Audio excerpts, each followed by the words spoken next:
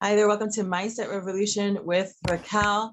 I'm so happy to have with me my very special guest, Stephanie Gibbs, who we're going to really be diving into what we both love, and that is really assisting people to reprogram themselves and heal through past traumas and things that happened to them in order for them to live the life that they were designed to live. So I'm really excited to have her with me. Hi, Stephanie, how are you? I'm finding you. Thanks for having me. Yeah, so why don't you give them a quick introduction of who you are and what you do and why you do what you do. Okay, well, like she said, I'm Stephanie. I am a licensed marriage and family therapist. I assist people with life challenges, mental health issues, as well as problem solving. Currently, I think my population is narrowing down to young adults, mostly women that's in their early 20s, and children that's having difficulties adjusting to parent issues, divorces, going back to school, and maybe some preteens. But that is wonderful. So what led you to do this amazing work that is so absolutely needed? And it's so good too right now. So many people are becoming more aware of being okay with seeking out help when they're going through some perceived mental illness, or just trying to reframe and let go of their trauma. Yes, it's a very good and important time. We just coming out of a pandemic, which affected a lot of people that had a lot of side effects or residuals. So on top of that, it just brought out other things. People was like, maybe I need to talk to a therapist about to help me deal with relationship issues. Could be life challenges, adjusting to things. So yes, we are here. Therapists are here to address a array of issues that clients might have. What are you finding is maybe one or two top things that young adults are coming to you for? What are the issues? So I don't know if I said my reason why I went into this field. Well, being a young adult who was trying to find herself and my direction in the world, I needed somebody to talk to me, to give me some good sound advice, that can lead me on the right direction. So coming through that and finding my purpose to become a therapist, I decided to give back. And this was one of the best options for me. So young adults, like many have going off to college, they may be getting a job, or they just graduating from high school, they don't know what's next. And like I said, we're coming out of a pandemic. Some have lost friends and family members and things. So they're dealing with a lot of issues and they don't know how to navigate those. And what maybe a piece of advice for those who are listening who fall into that demographic of, I'm a young adult, I don't know what to do. Any kind of things top of mind that you can let the audience know? Well, first of all, you're in a good place. If you don't know what you're doing or what's next, that is perfectly okay. It's not too many people who come straight out of high school and know what's next. Sometimes we have a plan. Like I believe when I first went to college, I wanted to be a doctor or a teacher. Well, I'm sort of in that field, sort of like a teacher and a therapist doctor at the end of the day. So it depends as you go through life and your circumstances arises and you go through things.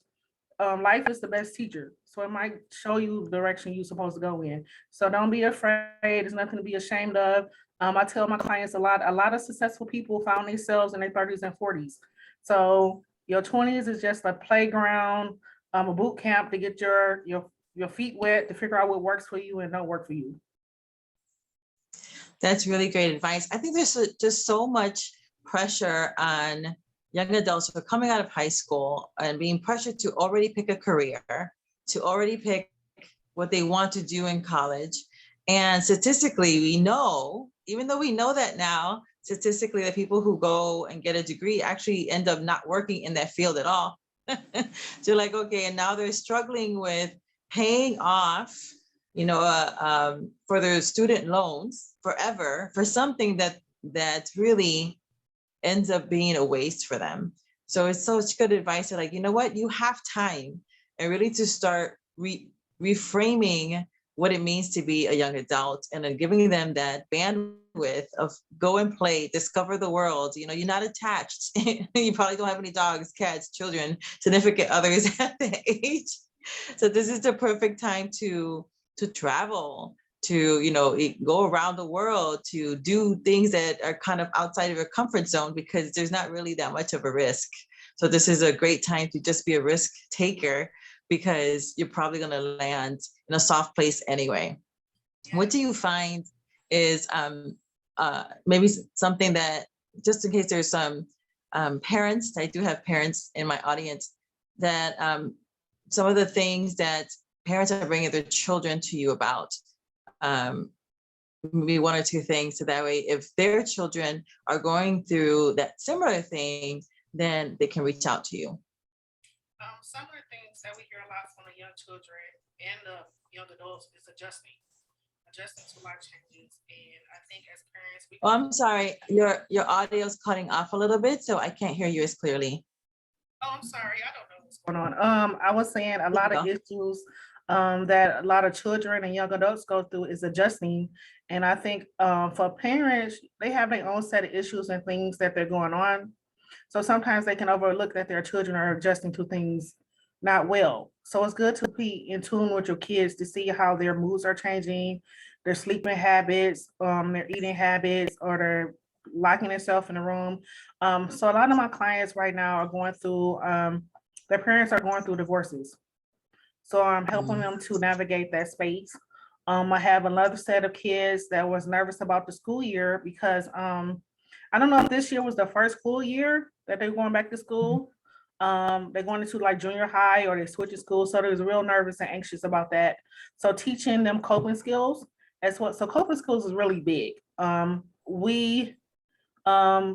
therapist that I worked with, she formed a coping skill sheet, and she said we operate in 6 different categories. One of those categories is distracting. Everybody do a lot of distracting. Like, I'm just gonna watch TV. I'm just gonna eat. I'm gonna do X, Y, and Z.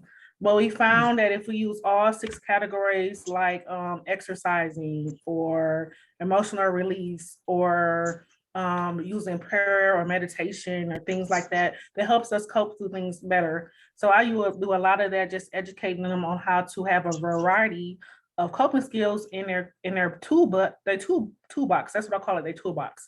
And they pull it out and be like, okay, I feel better. So if you're suffering from anxiety or depression, I practice mindfulness. I practice and I tell them how to do deep breathing and bring them back to that moment in the present. Oh, that's great. And how is it, you bring up depression and anxiety, and that's 2 buzzwords that so many people are going through. Anxiety after a while becomes a habit. Sometimes you're kind of predisposition for those kind of things, and it's always pulling you back into the past. The depression is also doing that, where you're, having these scenarios play out in your head, and then it just becomes a rabbit hole. So what is your recommendation for people who are experiencing that, or maybe a recommendation of how to catch yourself so that way you don't go into a downward spiral? I start off, it's called CBT, cognitive behavioral therapy, and I call it a top-down approach. I start at their head and ask them, what are they noticing about their thought patterns? What is going on? What is going on in that moment? And then what behavior does it lead to? Some people, like, I might not get out the bed, I might stop eating, I might isolate myself from other people. So then I try to address those behaviors, like, hey, try not to isolate yourself. Get up out the bed. If you have negative thoughts, what are those negative thoughts? I offer affirmations. I help develop them with them. And then when it comes to like your feelings, so you saying you're feeling depressed, well, what does depression feel like in your body? So then I might offer like somatic work, like yoga or exercising or running or just going outside. I tell my clients something that they are surprised about. Like if it's sunny outside, I tell them to go outside and stand in the grass. Feel the earth beneath you and feel the sun, something like that. And those things are so simple. And I think sometimes people don't do them because of the simplicity of the action. And so we don't give it really the weight and the honor to actually do it, because we always think things have to be hard in order for us to receive a breakthrough, some relief, some peace, really some stress. And all those things are free. They can go outside, they can do exercise at home. They just have to move their body. And there's so much about the body-mind connection that if people would utilize it every day a little bit, it'll actually help to relieve some of that stuff. So what would you say? Is that the same thing that you would say to people who are feeling anxious or have found that they've already developed such addiction to anxiety because of the way the thought patterns were embedded and played over again. What is your recommendation for them? So I tell people to identify them. With the little kids, I call them ants and worms. So ants are automatic negative thinking. So they might draw off the ant and they might write down what it is. So I do the same thing with adults. Tell me what your ants are, what your automatic negative thinking is, because when you see it on paper, you can see it. And you can like, okay, I see what my thought is. I have them write them out. So the same thing goes with anxiety. Anxiety, I tell them, is thinking about the present and being in the, I mean, not the present, but the future. And you can't control the future, but you can control this present moment. So I do things to help them bring them back to this moment, like doing sensory work, like aromatherapy. The kids like those little popper things. Well, adults do too. So I have them in my therapy room. It's another called a feng shui box where it has sand and these little balls that roll around. So as I'm talking to them, I always encourage them to have something in their hand where they can play with or touch, because that helps them bring them back to the moment, to the present. Yeah, that's such a great idea too. And I think that sometimes people don't want to do some things because they don't want to like call attention to themselves. I know a couple people because they're kinetic, but when they get anxious, they kind of like shake their leg. But it doesn't bother me. But it's funny because we'll be in a room with people and this person might be chastised for like shaking their leg, but that's actually how they're grounding themselves and cooling themselves down or trying to release some anxiety. So they'll ask me, does that bother you? And I'm like, no, because I understand why they're doing it. So why should somebody else, flipping their pen like this, just to like get something moving or moving their leg a little bit bother me? How's that impacting me any? It's not. If it keeps them grounded and in a good mood, then so be it. I think that's one of the benefits of people, more and more people being open with what they're struggling with, because it releases the stigma. I remember growing up where, you didn't go. They're like, oh no, I'm not crazy. I'm not going to a shrink. I'm not going to go to talk to somebody. But then we have a generation of people who are passing on their trauma because they're just, oppressing it and stuffing it down. And I was listening to something on TikTok, and that's what I think it was a guy, I can't remember, but I remember the words. And he said, that's what depression ends up being. It's decades of you suppressing and oppressing your emotions, not allowing anger to come up in a healthy way. And so when you're not dealing with it in a healthy way, releasing your anger or resentment, whatever it is, the negative emotion in the moment in a healthy way, you end up just pressing it down, and then it manifests a couple decades later as depression, because it has to come out somewhere. It's going to come out eventually. And so if we're more open about it, then it gives people the opportunity to say, okay, I need to seek out healthier ways of managing my stress, my anger, jealousy, whatever it is. A lot of times, anger has this negative component to it. But like all emotions, when it's not balanced, when it's taken out of context, when it's not utilized well, then it's going to be toxic for you. But anger is healthy because it's a trigger for something for you to look at. So if people are trying to deal with their anger or trying to suppress it, is there any advice for them? Well, I tell people anger is like a blanket or a rug. And so I'm like, oh, you have an angry blanket or rug? So pick it up and look up under there and tell me what's under there. And they be like, what are you talking about? I'm like, anger is like a blanket. So it's covering something else. And most of the time it's sadness or depression, like you said, or anxiety. And now it's just coming out as anger. So for you to express and get to anger, let's deal with the root causes, which is in like anxiety or depression or sadness. So I like to deal with those. Approach that I really connected with is called IFS, called Internal Family Systems. And I remember I had a client, she didn't notice it, but I noticed that she was crying, but her leg was tapping like she was anxious. So I said, I noticed that in this moment you have several emotions going on. Can we talk about that for a moment? I said, it seems like a part of you is anxious and another part of you is sad. And she just had this aha moment because she didn't know that was going on. So some things can happen and we're not even aware of what we're doing or how we're responding to things. So I like to address them and get down to the root especially like you saying anger, have them dig deeper into it and say, if it's sadness, what are you sad about? What's happening? How can we cope with that moment? And usually it just starts to resolve. And that's the thing about women. We are so wonderfully, beautifully made. Not that men aren't. We love you too, men. But the way we function is so different. We are wired differently. And that's something sometimes that men don't understand, is that we can have two opposing emotions running at the same time. We can have things, you're like, wait, are you sad? Or are you angry? And then the answer is yes, because you're both. Yes. And so that it's really good to have somebody who you can physically be with, either on Zoom or be face to face with, because then they can see what's happening in your body language. Our bodies tell on us, unless you're well versed in doing a poker face with your entire body. And even then, we have micro expressions that can't be hidden. Mm-hmm. And so this is a benefit of having someone like you, because then you're like, okay, I'm well versed in all these things, including the body language. You're like, there's all these things that are happening that people sometimes don't recognize, right? Because that's their norm. So if that's their norm, they don't even recognize that they're doing these things, and their body's trying to tell them that something's off, something's wrong. Look over here. Yeah. I'm trying to be your helper. I'm your partner here. Pay attention. And so this has been really great. If you can tell people how they can connect with you. Well, I'm located in the Detroit area of Michigan, and you can look me up on Psychology Today, or you can find me at Focus Therapy Clinic in Southfield, Michigan. I use myself as a tool in therapy. I connect with my clients and let them know that I'm real, just like them. I have anxiety. I let them know I have anxiety.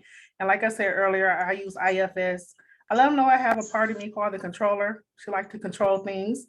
And that's when my anxiety come in. So I have to talk to that part of myself and say, listen, that's not our job to control this situation, a person. We're just here to guide them. And then it kind of calms down. So that's my tip. Identify your part. You got a controller part in there. That's so good. For those of you who can't see, when she was saying that, I was raising my hand like because I think that is helpful, where we can recognize the different parts of ourselves and almost like disassociate. Like, I recognize you, give it a name. We love naming things, because what we can label, we can control, or we can understand at a deeper level. So we can like, okay, that's the controlling part of me, controller, settle down. It's not your turn. Yes. It's not your turn. Yes. And that is so helpful, because we was talking about anxiety and depression. When you start to recognize those parts of yourself, those parts be like, oh my God, she see me. I'm being heard. And they actually start to relax. It's really good. Yeah, I think a conversation like this is really important, so that people don't feel alone. So they don't, if they're thinking of getting help and they want to see someone local. Again, Stephanie's in Detroit. I will go ahead and link everything down so you can reach out to her and find her in your local area. Are you currently doing any remote work, or is it all face-to-face? I'm doing telehealth as well as local, face-to-face. So I do both. Okay, great. So if you're loving Stephanie's vibe as much as I do, I've known her for a couple of years now, then I highly recommend and endorse working with her. She is exactly what she sounds like. And I've met her, I had the privilege of meeting her in person as well. So if you're looking for somebody you can connect to, who is empathetic and also highly intuitive, to really just give you a safe place to be and to talk things out and to release those traumas and to start reframing your world so that way you can live your abundant life and your dream life, then I highly recommend that you connect with my friend, Stephanie Gibbs. Is there anything else that you would like to add before we wrap up this conversation? Yes, that Miss Raquel here needs to give herself some props. That she is one of my mentors. One of the reasons that I am a therapist is because she helped me get on my path and made some things clear. She helped me identify that I had some negative thinking patterns that I had to overcome. So she is one of my mentors, and I am here because she helped me be here. Don't make me cry. You have a lot of makeup on.